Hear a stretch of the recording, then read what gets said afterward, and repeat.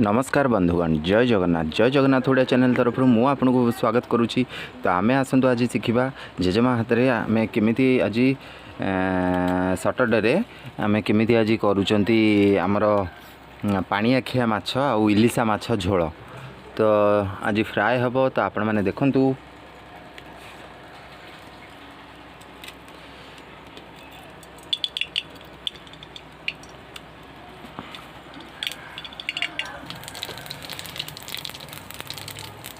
बर्तमान आम ए पकई देचु फुटण ए पियाज टे पकईदेबू।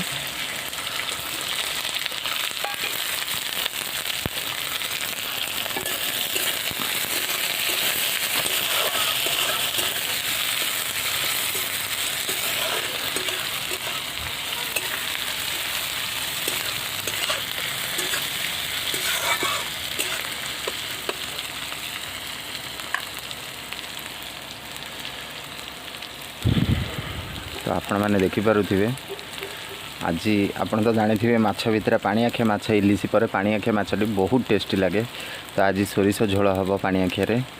तो आपण मैंने देखंतु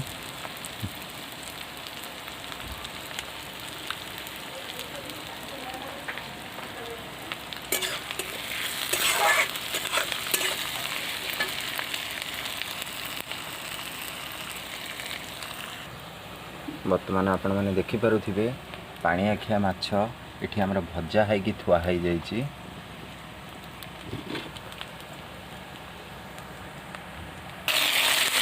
आपण मैंने देखिपे मैं टमाटो ऐड करदेली।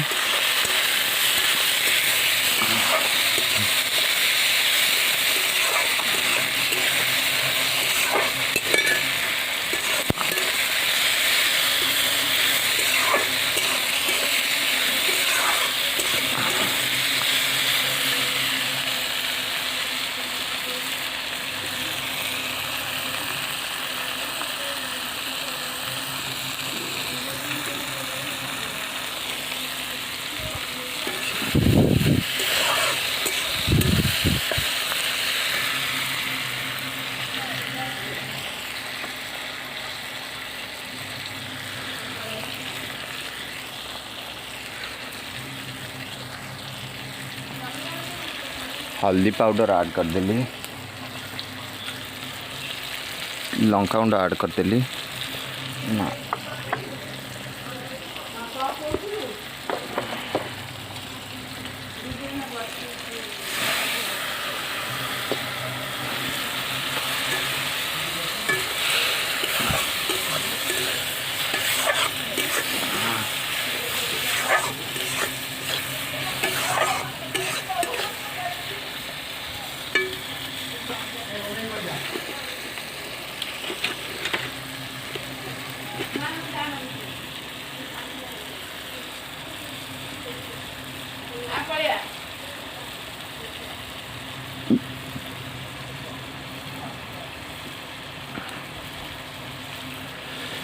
ये टिके फ्राए हो गला पर आम ए ऐड करदे सोरिषटा को।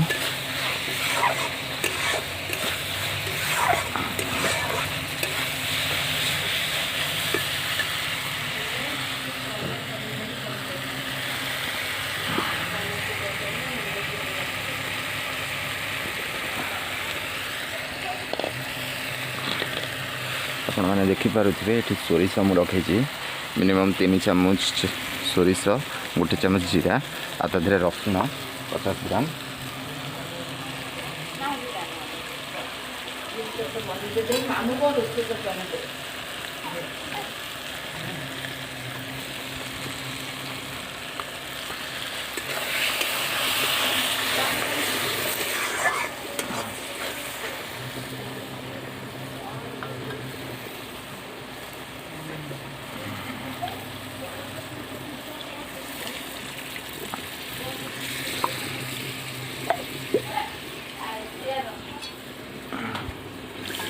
एबे वर्तमान आम ए पानी देदबा।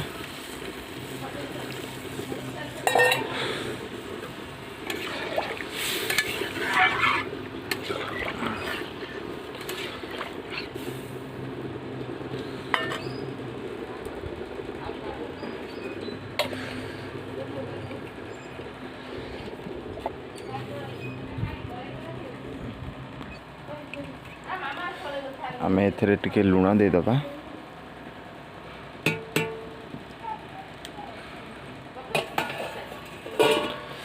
एबे आम आपको घोड़े दबा फ्लेम टाकू चुलीर जालाटा को टिके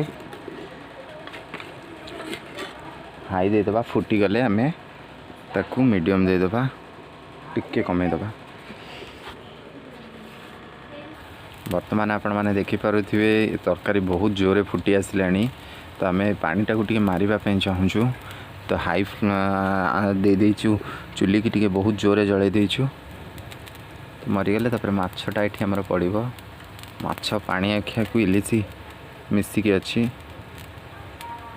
तो आपण मैंने मो चैनल ले लाइक करंतु शेयर करंतु सब्सक्राइब करंतु मुझे एमती नुआ नुआ वीडियो आपन को देखई परिबी।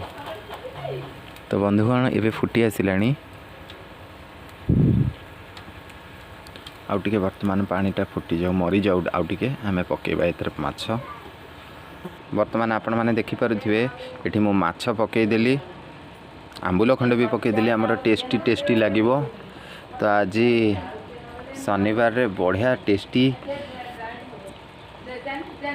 पानिआखिया प्लस ता संगे आमर अच्छी इलिशा माछ सोरिष झोल।